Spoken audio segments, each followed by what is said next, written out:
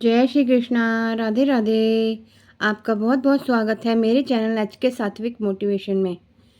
सनातन धर्म में पूर्णिमा तिथि का बड़ा महत्व है। इस दिन पवित्र नदी में स्नान और दान पुण्य के कार्यों का विशेष महत्व है। इस साल 2025 में पहली पूर्णिमा पौष पूर्णिमा होती है। हिंदू पंचांग के अनुसार पौष माह के शुक्ल पक्ष की पूर्णिमा तिथि 13 जनवरी 2025 को पड़ रही है। इस दिन स्नान दान के साथ विष्णु जी और माँ लक्ष्मी जी की पूजा आराधना की जाती है। पौष पूर्णिमा के दिन व्रत उपवास के साथ सत्यनारायण भगवान की पूजा के लिए भी शुभ दिन माना जाता है। मान्यताओं के अनुसार ऐसा करने से साधक को सभी कष्ट और पापों से मुक्ति मिलती है और जीवन में सुख समृद्धि का वास होता है। इस साल पौष पूर्णिमा से उत्तर प्रदेश के प्रयागराज में महाकुंभ का शुभारंभ भी होने जा रहा है। आइए जानते हैं पौष मास की पूर्णिमा तिथि की सही तिथि, स्नान दान मुहूर्त, पूजा विधि और धार्मिक क्या महत्व है। पंचांग के अनुसार पौष माह शुक्ल पक्ष की पूर्णिमा तिथि का आरंभ 13 जनवरी 2025 को सुबह 5:03 पर हो रहा है और अगले दिन 14 जनवरी 2025 को सुबह 3:56 पर समाप्त होगा। ऐसे में उदया तिथि के अनुसार 13 जनवरी 2025 को पौष पूर्णिमा मनाई जाएगी। इस बार 13 जनवरी 2025 को पौष पूर्णिमा के दिन रवि योग का निर्माण हो रहा है। इस दिन सुबह 7:15 से 10:38 तक रवि योग बना रहेगा और इस दिन पौष पूर्णिमा का दिन सुबह ब्रह्म मुहूर्त में स्नान करना उत्तम माना गया है। 13 जनवरी 2025 को सुबह 5:27 से 6:21 तक पवित्र नदी में स्नान करना बहुत ही शुभकारी माना गया है। स्नान आदि के बाद दान पुण्य के कार्यों भी कर सकते हैं। पौष पूर्णिमा में सुबह जल्दी उठें और पवित्र नदी में स्नान करने जाएं। अगर ऐसा संभव ना हो तो घर में ही पानी में गंगा जल मिलाकर स्नान करें। इसके बाद सूर्य को जल से अर्घ दें। दान पुण्य के कार्यों में शामिल हों। पूर्णिमा का व्रत भी रखना बहुत ही शुभकारी होता है। एक छोटी चौकी पर पीले वस्त्र बिछाएं, श्री सत्यनारायण भगवान और माता लक्ष्मी की प्रतिमा स्थापित करें और उसके बाद गणेश भगवान जी का ध्यान करते हुए फल फूल धूप आदि नैवेद्य अर्पित करें। अंत में पूर्णिमा की कथा व पाठ सुनना चाहिए और शाम को चंद्रोदय के बाद चंद्रदेव को जल से अर्घ दें। पौष पूर्णिमा का धार्मिक महत्व बहुत अधिक बताया गया है। पौष पूर्णिमा के दिन स्नान दान के कार्यों को करना बेहद ही शुभ माना जाता है। इस दिन पवित्र नदी में स्नान करना बहुत ही लाभकारी है। इसके साथ ही इस दिन सूर्यदेव और चंद्रदेव की पूजा करनी चाहिए और उन्हें जल अर्घ जरूर देना चाहिए। धार्मिक मान्यताओं के अनुसार ऐसा करने से साधक को सभी दुख कष्ट और पापों से मुक्ति मिलती है और जीवन में सुख समृद्धि और खुशहाली आती है। धार्मिक मान्यता के अनुसार पूर्णिमा के दिन चंद्रमा अपनी 16 कलाओं से परिपूर्ण होता है। इसलिए इस दिन चंद्रमा की पूजा करने से चंद्र दोष से भी मुक्ति मिलती है। इस साल पौष पूर्णिमा का व्रत 13 जनवरी 2025 को रखा जा रहा है। शास्त्रों में पौष पूर्णिमा के दिन कुछ खास उपाय बताए गए हैं जिन उपायों को करने से घर में सुख समृद्धि और माँ लक्ष्मी का वास होता है। पौष पूर्णिमा के दिन आप तुलसी में कच्चे दूध से अर्घ अर्पित करें। ऐसा करने से माता तुलसी प्रसन्न होती हैं और तुलसी पूजन के साथ साथ इसमें घी का दीपक भी माता तुलसी में जलाना चाहिए, जिससे माँ लक्ष्मी का आशीर्वाद प्राप्त होता है और आपके घर में सुख समृद्धि का वास होता है।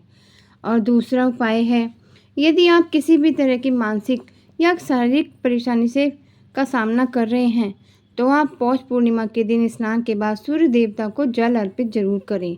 इस दिन सूर्य को जल चढ़ाने से आपको मानसिक और शारीरिक हर तरह के कष्ट से छुटकारा मिलता है। और इससे तीसरा उपाय है, आर्थिक तंगी दूर होती है। पौष पूर्णिमा के दिन माँ लक्ष्मी की पूजा की जाती है। इस दिन संध्या के समय माँ लक्ष्मी और चंद्रदेव को खीर का भोग जरूर लगाना चाहिए। इसका भोग लगाने से आपको आर्थिक तंगी से छुटकारा मिलेगा और आपके घर धन धान्य की वृद्धि होगी है। धन में वृद्धि के लिए आप पौष पूर्णिमा के दिन माँ लक्ष्मी को हल्दी जरूर अर्पित करें। उसके बाद उस हल्दी को एक कागज़ में रखकर अपने तिजोरी में रख लें। ऐसा करने से आपकी तिजोरी कभी खाली नहीं होगी और पैसों के भंडार हमेशा भरे रहेंगे। ये थे माता लक्ष्मी को प्रसन्न करने के कुछ खास उपाय। इसके साथ ही हमारे पुराणों में उल्लेख मिलता है कि इस दिन हरी सब्जियों और वनस्पतियों की देवी कही जाने वाली माँ शाकंभरी का जन्म हुआ था। माँ शाकंभरी देवी भगवती का स्वरूप है और उनके आशीर्वाद से हमारे जीवन में अन्न, जल और वनस्पतियों की कभी कमी नहीं होती। इसलिए इस दिन को शाकंभरी जयंती के रूप में भी मनाया जाता है। सामान्यतः पौष मास पूर्णिमा दिसंबर या जनवरी के महीने में आती है। हमारे देश में यह शरद ऋतु अर्थात कड़ाके की ठंड का समय होता है। इस पूर्णिमा के अगले दिन से माघ मास की शुरुआत होती है और पौष पूर्णिमा से माघ पूर्णिमा तक भक्तगण पूरे महीने गंगा, यमुना या अपने आसपास किसी पवित्र नदी या जलाशय पर जाकर प्रातः ब्रह्म मुहूर्त में स्नान करते हैं। इतने कठिन मौसम में नदी में स्नान करना किसी तपस्या से कम नहीं होता है और आस्था से परिपूर्ण भक्त पूरे माह यह पवित्र स्नान करते हैं। अधिकांश लोग इस दिन अपने घर में सत्यनारायण जी की कथा भी करवाते हैं। ऐसा करने से भगवान लक्ष्मी नारायण की कृपा परिवार पर बनी रहती है। चलिए जानते हैं पौष पूर्णिमा के कुछ खास महत्व के बारे में। पौष पूर्णिमा की तिथि भगवान सत्यनारायण को समर्पित होती है, इसलिए यह तिथि श्री हरि को प्रसन्न करने का शुभ अवसर होता है। पौष पूर्णिमा से कल्पवास प्रारंभ होता है।